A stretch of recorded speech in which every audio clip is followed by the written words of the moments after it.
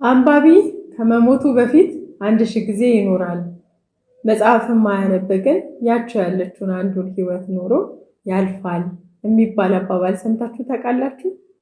ታላላቅ ደራሲያን፣ የጥበብ ሰዎች፣ መሪዎች ስለ ማንበብ ጥቅም ብዙ ነገር ብለውናል። ለምሳሌ መጽሐፍ ማንበብ ለአእምሯችን የአካል ብቃት እንቅስቃሴ እንደማሰራት ነው። ቤት ያለ መጽሐፍት ማለት አካል ያለ ነፍስ ነው። እንደ መጽሐፍ ያለ ታማኝ ጓደኛ የለም። በተለያየ ሁኔታ በዚህ መንገድ ስለማንበብ ጥቅም ብዙዎች ብዙ ብለውናል። ሰላም፣ እንዴት ቆያችሁ? የእግዚአብሔር አምላካችን ጸጋና በረከት በነገር ሁሉ ከእያንዳንዳችሁ ጋር ይሁን። ዛሬ ስለ ማንበብ እውቀትን ስለመፈለግ ስለመሸመት አንዳንድ ቁም ነገሮች ከእናንተ ጋር ልናወራ በዚህ አለን። አብረን እንቆይ።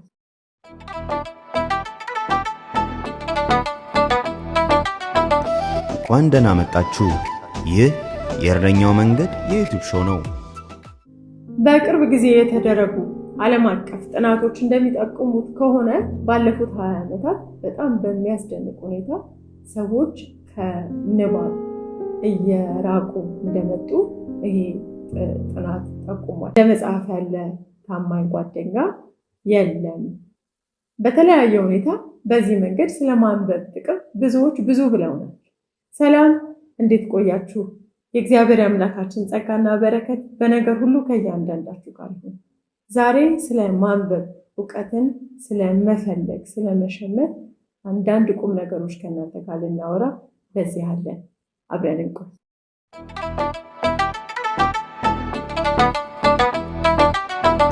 እንኳን ደህና መጣችሁ። ይህ የእረኛው መንገድ የዩቲዩብ ሾው ነው። በቅርብ ጊዜ የተደረጉ ዓለም አቀፍ ጥናቶች እንደሚጠቁሙት ከሆነ ባለፉት 20 ዓመታት በጣም በሚያስደንቅ ሁኔታ ሰዎች ከንባብ እየራቁ እንደመጡ ይሄ ጥናት ጠቁሟል። በጣም በከፍተኛ ደረጃ ሰው ቁጭ ብሎ መጽሐፍ አንብቦ የማንበብ ልማዱ እያሽቆለቆለ መምጣቱ ነው። በተለይ ደግሞ ወጣቶች ከዚህ ህይወት በከባድ ሁኔታ እየራቁ እንደመጡ ይሄ ጥናት አሳይቷል። ለዚህ ምክንያት አድርጎ እንግዲህ ያቀረበው የተለያየ ነገር ነው። በዋነኛነት ግን ዲጂታል ዲስትራክሽኑ፣ የሶሻል ሚዲያው፣ ሾርት ኮንተንት ያላቸውን ነገሮች እንደ ቲክቶክ የመሳሰሉትን ፕላትፎርሞች ላይ ሰፊ ጊዜ ከማጥፋት ጋር የተያያዘ እንደሆነ አሳይቷል። ታዲያ የተጎዳው ይሄ የማንበብ ባህላችን ከጊዜ ወደ ጊዜ በአስተሳሰባችን ላይ በኑሯችን ላይ የፈጠረው ተጽዕኖ በጣም ከባድ የሚባል ነው። በጥልቅ የማሰብ የማገናዘብ ችሎታችንን ከጊዜ ወደ ጊዜ እያሽቆለቆለ እንዲሄድ የማድረግ የተገነቡ እሴቶቻችንን የመናድ የመሳሰሉት ጥቂት የማይባሉ ዲስትራክሽኖችን እያመጣ እንደሚገኝ አሳይቷል ይሄ ጥናት።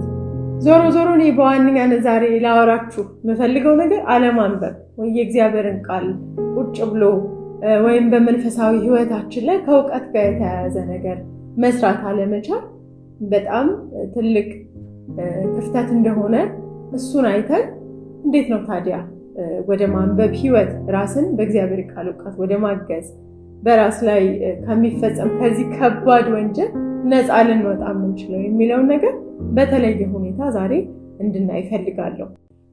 ካላነበብን በማያቋርጥ እንቅልፍ ውስጥ እንደመኖር ነው። ምክንያቱም እኛ ስንፈጠር እንድናስብ ሆነን የተፈጠረን ሰዎች ነን። ለማሰብ ደግሞ የሚታሰብ ነገር ያስፈልጋል አይደለም? ለማሰብ የሚታሰብ ነገር ያስፈልጋል። የሚታሰብ ትክክለኛና ጤነኛ ነገር ለማግኘት ደግሞ ማንበብ ወሳኝ ነገር ነው። ካላነበብን ልክ አካላችን በቂ ምግብ ሳንሰጠው ስንቀር የሚገጥመው አይነት እክል ህይወታችን ይገጥመዋል፣ አእምሯችን ይገጥመዋል። መቀንጨር ሲባል ሰምታችሁ ታውቃላችሁ? መቀንጨር፣ የአእምሮ መቀንጨር ሊገጥመን ይችላል። ስለዚህ ሰዎች ማንበብ ሲያቆሙ ማሰብ ያቆማሉ የሚለው አባባል በተወሰነ ደረጃ የሚያስኬድ ነው። አእምሮ የሚያስፈልገውን ያህል ነገር ካልሰጠነው ቅድም እንዳነሳውላችሁ ተገቢውን አይነት እድገት ተገቢውን አይነት ለውጥ እንዳያመጣ ያደርጋል። በዛ ምክንያት ደግሞ ህይወታችን ላይ የሚፈጠረው ኮንሲኩዌንስ በጣም ከባድ ነው። በቀጥታ በዋነኛነት በደንብ እንድናወራበት የምፈልገው ደግሞ ስፔሲፊክ አድርገን የእግዚአብሔር ቃል እውቀት ማነስ በህይወታችን ላይ ከባድ የሆነ ችግር እንደሚያመጣ፣ አሉታዊ ተጽዕኖች አሉት። ከእግዚአብሔር ቃል በራቅን ቁጥር፣ መንፈሳዊ መግቦትን ባጣን ቁጥር፣ እውቀትን በሸሸን ቁጥር በህይወታችን ላይ የሚፈጠሩ ኪሳራዎች አሉ። የመጀመሪያው በጠንካራ የሆነ የስነ ምግባር መሰረታችንን ያናጋብናል። የእግዚአብሔር ቃል እውቀት ባነሰን ቁጥር ድሮ እንደ እሴት የምናከብራቸው፣ የምንወዳቸው፣ የምናስቀድማቸው ነገሮች እየተሸረሸሩብን ይመጣል። መጽሐፍ ቅዱስ ያስቀመጠልንን መርሆች ለመጣስ እየቀለልን ይመጣል። ክፉና ደጉን የከበረውን ከተዋረደው የምንለይበት አቅማችን እየተሸረሸረ ይመጣል። በሁለተኛ ደረጃ ስፒሪቹዋል ኮንፊውዥን ውስጥ እንገባለን። ወገኖች ዛሬ የምናየው በተጨባጭ መሬት ላይ የምናየው ነገር ይሄ ነው። ለሐሰት ትምህርት ሰዎች በቀላሉ ነው እጅ የሚሰጡ። በጣም በቀላሉ እንዲህ ያለ ኮንፊውዥን ውስጥ መግባት እየቻለን የመጣንበት ምክንያት ከእግዚአብሔር ቃል፣ ከመንፈሳዊ እውቀት፣ ከመንፈሳዊ መግቦት ዲሲፕሊን ሆኖ ቁጭ ብሎ ከመማር የመራቅ ችግር ያመጣብን ክፍተት ነው። ስለዚህ ስፒሪቹዋል ኮንፊውዥን ውስጥ እንድንገባ፣ በቀላሉ እንድንታለል፣ ወደ ስህተት ትምህርት እንድንገባ ትልቅ መንስኤ ይሆንብናል። ጤናማ ግንኙነቶቻችንን ይጎዳብናል። ከሰው ጋር በትህትና፣ በፍቅር፣ በይቅርታ ብለን ይዘናቸው ሙጥኝ ብለናቸው ህይወታችንን ለመምራት የምንጣጣርባቸው ነገሮች አሉ። እነዛን ነገሮች ችግር ውስጥ ይከትብናል። ከእውቀት መራቅ፣ የእግዚአብሔርን ቃል ከማጥናት መራቅ ኮንሲኩዌንሱ ቀላል። ሌላ በጣም የሚገርመው ነገር ዓላማ የለሽ ነው የሚያደርገው። ዓላማ የለሽ በቃ ዝም ብሎ የሚበላ፣ የሚጠጣ፣ የሚተኛ፣ የሚነሳ ሰው ታውቃላችሁ፣ እንደዛ ነው የሚያደርገው። ሎስ ኦፍ ፐርፐዝ ያመጣል። በጣም ከባድ የሆነ ጫና በህይወታችን አለ። መጽሐፍ ቅዱስ ሰዎች የዓላማ ህይወት እንዲኖሩ በጣም ሰፖርት የሚያደርግ መጽሐፍ ነው። የእግዚአብሔርን ቃል እውቀት በተሞላን መጠን እዚህም እዛም አንገኝም። ዝም ብለን እንዲሁ አንነዳ። ዝም ብለን በዋል ፈሰስ አይደለም። ህይወታችን የጸና ነው፣ መሰረት አለው። ለምን እንደምንኖር እናውቃለን። ለምንኖርበት ለዛ ነገር ደግሞ የሚከፈለው የትኛውን መስዋዕትነት ለመክፈል ዝግጆች እንሆናለን። ቅዱሱ መጽሐፋችን የእውቀትን፣ የጥበብን፣ የመረዳትን፣ የእውቀትን ብልጽግና አስፈላጊነት በተለያየ መንገድ ሲያበረታታ እንመለከታለን። ሆሴዕ ምዕራፍ 6 ቁጥር 6 ላይ ከመስዋዕት ይልቅ ምሕረትን፣ ከሚቃጠል መስዋዕት ይልቅ እግዚአብሔርን ማወቅ እሻለሁ። ዮሐንስ 17 ቁጥር 3 ላይ አንተ ብቻ እውነተኛ አምላክ የሆንከውን የላከው ኢየሱስ ክርስቶስን ያውቁ ዘንድ ይህች የዘላለም ሕይወት ነው። እግዚአብሔር አምላካችንን ለማወቅ በሩ መጽሐፍ ቅዱስ ነው። አንዱ በር መጽሐፍ ቅዱስ ነው። እግዚአብሔርን ማወቅ አብርሆት ነው አይደል? እግዚአብሔርን ማወቅ መገለጥ ነው። ከቃሉ ውጪ ቤትም ልናውቀው አንችልም። የማናውቀውን አምላክ ደግሞ በሚገባው ልክ ልናመልከውና ልናገለግለው ልንኖርለት አንችልም። ስለዚህ እውቀት በጣም በመጽሐፍ ቅዱሳችን ውስጥ የሚበረታታ ነገር ነው። እውቀት ከፈተና ይታደገናል። ቅድም እንደነገርኳችሁ ለብዙ የሐሰት ትምህርቶች ግራ መጋባት የመጋለጣችንን ቴንደንሲ በጣም ይቀንሳል። ስለዚህ እውቀት በጣም አስፈላጊ ነገር ነው። ሆሴዕ 4 ቁጥር 6 ላይ ሕዝቤ እውቀት ከማጣት የተነሳ ጠፍቷል። እውቀት ጠልነት አጥፍቶ አጥፊ ነው የሚያደርገው። በጣም ከባድ የሆነ ችግር ውስጥ ከራስ ይዘላል ችግሩ ወደ ሌላ የሚተላለፈው። አጥፍቶ ጠፊ ነው የሚያደርገው። ብዙ እንድናጠፋ ያደርገናል። ኤፌሶን ምዕራፍ 4 ቁጥር 14 ላይ እንግዲህ በማዕበል ወደፊትና ወደ ኋላ እየተነዳን በልዩ ልዩ አይነት የትምህርት ንፋስ በሰዎችም ረቂቅ ተንኮልና ማታለል ወዲህና ወዲህ እየተንጓለልን ሕፃናት አንሆንም። ወዲህና ወዲህ በንፋስ እንደተገፋ መርከብ ወዲህና ወዲህ በሰዎች ተንኮልና ማታለል ለመነዳት ታልፎ የመሰጠት ትልቁ ምክንያት የእግዚአብሔር ቃል ዕውቀት ማለት ነው። ሌላው መጽሐፍ ቅዱሳችን ዕውቀት መማርን አጥብቃችሁ ፈልጉት፣ ጥበብን አትናቁ የሚል ጮሆ የሚናገር መጽሐፍ ነው። ምሳሌ 18 ቁጥር 15 ላይ ያስተዋይ ልብ ዕውቀትን ይገበያል፣ የጠቢብም ጆሮ አጥብቆ ዕውቀትን ይሻታል። አጥብቆ ሙጥኝ ብሎ ዕውቀትን ይሻታል። ጠቢብ ሰው እንዲህ ተላላ ሰው ነው ዕውቀትን የሚያጥላላ፣ ተላላ ሰው ነው ዕውቀትን የሚሸሽ፣ ተላላ ሰው ነው በአልፈሰስነትን ምርጫው የሚያደርግ ዕውቀትን የሚፈልግ ዕውቀትን የሚያሳድድ ሰው ግን እሱ ጠቢብ፣ እሱ አስተዋይ ነው፣ እሱ ልባም ነው። ክብር ለእግዚአብሔር ይሁን። ምሳሌ 1:7 ላይ እንደምታውቁት በጣም የተወደደው የመጽሐፍ ቅዱሳችን ጥቅስ የጥበብ መጀመሪያ እግዚአብሔርን መፍራት ነው፣ ሰነፎች ግን ጥበብንና ተግሳጽን ይንቃሉ። ሰዎች ዕውቀትን ሲያጥላሉ ካያችሁ ማንበብን፣ ዲሲፕሊን ሆኖ የእግዚአብሔርን ቃል መማርን፣ ደርዝ ባለው ሁኔታ የእግዚአብሔር ቃል የሚነገርበት ቦታ መገኘትን ሲያጥላሉባችሁ ጥያቄ ጠይቁ። ጥያቄ የጤና አይደለም። ሁሌ ሆይታ፣ ሁሌ ትንቢት ማሳደድ፣ ሁሌ እንደዚህ መሬት ላይ የወረደ ነገር የማይሰጥበት ቦታ ላይ ብቻ የመገኘት አባዜ የተጠናወታቸውን ሰዎች መጠየቅ አይከፋም። ችግር አለ። መጽሐፍ ቅዱስ እንዲህ አይነት ህይወት አያበረታታም። የማያቋርጥ ጥንካሬ፣ ብርታት በእውቀት እና በጥበብ ውስጥ አለ። ብዙ ጊዜ ከእውቀት ያልጎደሉ ሰዎች ብርታት፣ ሁሉ ጊዜ የማያቋርጥ አቅም አላቸው። አይታችሁ ኢነርጀቲክ ናቸው። አይታችኋቸው ከሆነ ኢነርጀቲክ ናቸው። ሁሉ ጊዜ ለሚያምኑበት ነገር አቅም አያጡም። ትጥቃቸው በቀላሉ አይላለም። በቀላሉ ተስፋ አይቆርጡም። በቀላሉ እምነታቸው ከመሰረቱ ተናግቶ አታዩዋቸው። ጠቢብ ሰው ታላቅ ኃይል አለው፣ ዕውቀት ያለውም ሰው ብርታትን ይጨምራል ይላል። ዕውቀት አቅም በተለይ ደግሞ በዚህ በወደቀ ዓለም ስንኖር እንደ እግዚአብሔር ቃል ለመኖር ጥረት ስናደርግ የእግዚአብሔርን ቃል ዕውቀት ስንጨብጥ ትልቁ ስንቅና አቅማችን ዕውቀት ፈላጊነት፣ መማር፣ ማንበብ ውጤቶች አሉት የሚታዩ። በጣም እንዲህ አይነት ሰው መገለጫዎች አሉት። ለነገሮች የተለየ ትኩረት ይሰጣል። ግልብ አይደለም፣ ሚዛኑ የተዛባ አይደለም። አስተዋይ ነው። ምን እንደሚናገር ምን እንደሚያስብ ያውቃል አይደለም። በጣም ደስ የሚል ህይወት አላቸው። የማመዛዘን የማስተዋል ሊደርሺፕ ላይ ስታዩዋቸው በጣም የማመዛዘን ለነገሮች መፍትሄ የመስጠት አቅማቸው ከፍ ያለ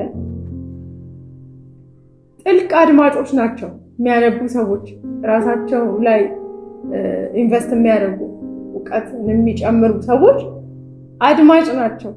ይጠይቃሉ፣ ይመራመራሉ፣ ተገቢውን መልስ ደግሞ ይሰጣል። በጣም ክሪቲካል ቲንከርስ ናቸው። ውሳኔ ሲሰጡ ሚዛናዊ ናቸው። በጣም ብዙ ጊዜ ኢፍትሃዊነት መሰረታዊ የሆነ የእግዚአብሔር ቃል ዕውቀት የሚያንሳቸው ሰዎች ጋር ነው እንዲህ አይነት ነገር ያለው። ሌላው ትውልድ ተሻጋሪ ነገር መስራት መፍጠር የሚችሉ ሰዎች ተገቢው የሆነ ዕውቀት ያላቸው ሰዎች ናቸው። በተለይም ደግሞ የእግዚአብሔር ቃል ዕውቀት ቀደም ብዬ እንደነገርኳችሁ ለለውጥ ቆራጥ ናቸው። ከነሱ ጋር ስትሆኑ በጣም አቅም አላቸው፣ ኃይል አላቸው እና ተልፈስፍሰው አያልፈሰፍሱ። ለተገባ ነገር ኢነርጂ ይሰጣቸዋል። የመልካም አስተሳሰብ አራማጆች ናቸው። ዝም ብለው ፎልት ፋይንደር የሆኑ ችግሩን ብቻ እያነሱ እንትን የሚሉ አይደሉም። ስለ ጊዜ ያላቸው ምልከታና አጠቃቀም በጣም የሚገርም ነው። በጣም ስለ ጊዜ ያለንን አመለካከት የጊዜ አጠቃቀማችንን ሁሉ ሼፕ አፕ የሚያደርገው አእምሯችን ላይ ያለው ሲሆን፣ ስለዚህ ብዙ ጊዜ የሚያነብ ሰው የሚያውቅ ሰው ራሱ ላይ ኢንቨስት ያደረገ ሰው ለጊዜ የሚሰጠው ቫልዩ በጣም የተሻለ ሆኖ ይታያል። ኢሞሽናል ኢንተለጀንስ አላቸው በጣም ይሄ ቀደም ብዬ እንደነገርኳችሁ ግልብልብ ያለ ነገር አይደለም። ብዙ ነገራቸው ደርዝ ያለው ራስን በመግዛት የተሞላ ጥንቅቅ ያሉ የማያሳጡ ሰዎች ናቸው። እውቀት ወዳጅነት፣ እውቀት ፈላጊነት፣ አንባቢነት፣ ከእግዚአብሔር ቃል ጋር ጽኑ ቁርኝት መፍጠር፣ ዲሲፕሊን ሆኖ ቁጭ ብሎ ማጥናት ተገቢ እንደሆነ አስፈላጊ እንደሆነ ምን አይነት ህይወት ሊኖረን እንደሚችል ቀደም ባለው ደቂቃዎች ለማሳየት ሞክሬያለሁ። ስለዚህ ምን እናድርግ? በቃ ይጠቅማል አውቀናል። እሺ ምን እናድርግ? የመጀመሪያው ልነግራችሁ የምፈልገው ነገር ብናረገው የተሻለ ይሆናል ይጠቅማል ብዬ የማስበው ነገር ስለ ማንበብ ያለንን አመለካከት መለወጥ። የመጀመሪያው ደረጃ ማንበብ ስራ አይደለም። እንደ ብርቱ ስራ አንቁጠረው። ማንበብ በጣም ደስ የሚል በጣም የሚጠቅም በጣም ለህይወታችን ብዙ ነገሮችን ኮንትሪቢዩት የሚያደርግ ነገር እንደሆነ በማሰብ አስተሳሰባችን ላይ በመጀመሪያ መስራት መቻላል። በሁለተኛ ደረጃ እንድናረገው የምጠቁማችሁ ነገር በጥቂቱ መጀመር ደቂቃ መድበን ዛሬ ምናልባት አንድ ገጽ ላነብ እችላለሁ፣ ኔክስት ዴይ 2 ፔጅ ላረገው እችላለሁ፣ 15 ደቂቃ 20 ደቂቃ 1 ሰዓት እያለን በጥቂቱ በመጀመር የማንበብ ህይወታችን ላይ መስራት እንችላለን። ቋሚ ሰዓት መመደብ ደግሞ በጣም ይጠቅማል። ማታ ወይ ማለዳ ወይ ስራ ቦታ ወይ የተለያየ ቦታ ሆነን ቀን ምሳ ሰዓት ላይ አረፍ ስንል ሊሆን ይችላል። ግን ቋሚ የሆነ ሰዓት ስንመድብ ብዙ ጊዜ በተሻለ ሁኔታ ያንን ግብ ከፍጻሜ ለማድረስ ይጠቅመናል። መጽሐፍትን አጠገባችን ማድረግ መጽሐፍ ቅዱሱ መጽሐፋችንን ጨምሮ ሌሎችን ልናነባ ያዘጋጀናቸውን መጽሐፍ አጠገባችን ማድረግ በጣም ለንባብ ህይወታችን ትልቅ ጠቀሜታ አለ። ሌላው ከምንወደው ነገር ጋር አብረን አዛምደን ለማድረግ መሞከር። ለምሳሌ መጽሐፍ ቅዱሳችን ስንጸልይ በጸሎት ሰዓታችን የማንበብ ልምድ ቢኖረን ጸሎትና የእግዚአብሔር ቃል ከማንበብ ጋር አብረን ማዛመድ ብንችል። ሌሎች መጽሐፍቶች ሲሆኑ ደግሞ ለምሳሌ እኔ ቡና መጠጣት እወዳለሁ። ቡና በጣም ነው የምወደው እና ልክ ቡና በምጠጣበት ሰዓት ለማንበብ ስሞክር በጣም ደስ የሚለኝ አይነት ሁኔታ ነው። ከዛ ነገር ጋር የመቆየት አቅሜን አረዝመዋለሁ እና ልክ እንደዚህ ከምትወዱት ነገር ጋር ለማዛመድ መሞከር፣ ለማጣጣም መሞከር በጣም ሰፖርቲቭ ነገር ነው። በድምፅ የተዘጋጁ መጽሐፍቶችን ማንበብ መኪና እየነዳን ሊሆን ይችላል፣ ወክ እያደረግን ትራንስፖርት ላይ ሆነን ሊሆን ይችላል። በማዳመጫ አድርገን መጽሐፍ ቅዱሳችንን እየሰማን እያዳመጥን መሄድ፣ የተለያዩ ኦዲዮ ቡኮችን መጠቀም በጣም የተሻለ ነገር።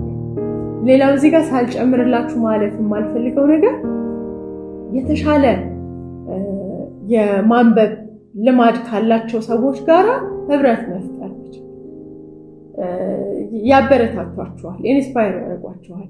እንትንን አነበብሽው እንትንን አነበብከው ስትባባሉ ገዛችሁት እንደዚህ እዛ መጽሐፍ ላይ እኮ እንዲሁ የተመለከትኩት ነገር የሚል ወሬ ራሱ መፍጠር መቻል ትልቅ ለማንበብ የሚያነሳሳ ነገር ስለሆነ ከእንዲህ አይነት ሰዎች ጋር ወዳጅነት፣ ጓደኝነት መፍጠር በጣም ይጠቅማል። መጽሐፍ ቅዱሳችንን ማንበብ በየቀኑ ለመኖር የሚሆን ኃይልና ጥበብ የምናገኝበት ነገር እንደሆነ መርሳት የለብንም። ይበልጥ ባነበብን ቁጥር የመጽሐፉን ደራሲ እየወደድ ነው የሚገባውን አይነት ህይወት እየኖርንለት ስለምንመጣ ወደ መጽሐፍ ቅዱሳችን እንመለስ። ከመጽሐፍ ቅዱሳችን ጋር ያለን ህብረትና ጠንክር። በየትኛውም አይነት የህይወት ቻሌንጅ ውስጥ ጸንተን መቆም እንድንችል ከእውነት ጋር ያለማቋረጥ መቆም እንድንችል በጣም ስለሚረዳን እግዚአብሔር ቃል ጋር ያለን ህብረትና ጠንክር። መጽሐፍቶችን እናንብብ። በዲሲፕሊን ሆነን ቁጭ ብለን የማንበብ ልማዶችን እናዳብር። ሌሎች ፕላትፎርሞች የምንጠቀማቸውን ፕላትፎርሞች ጋር ያለንን ታይም በተቻለ መጠን ሚኒማይዝ ለማድረግ እንሞክር። ይሄ እንግዲህ የዛሬ መልእክታችን ነው። በሚቀጥለው በሌላ ርዕስ ደግመን እንገናኛለን። እግዚአብሔር በነገር ሁሉ ጸጋውን ያብዛላችሁ። ደህና ቆዩ።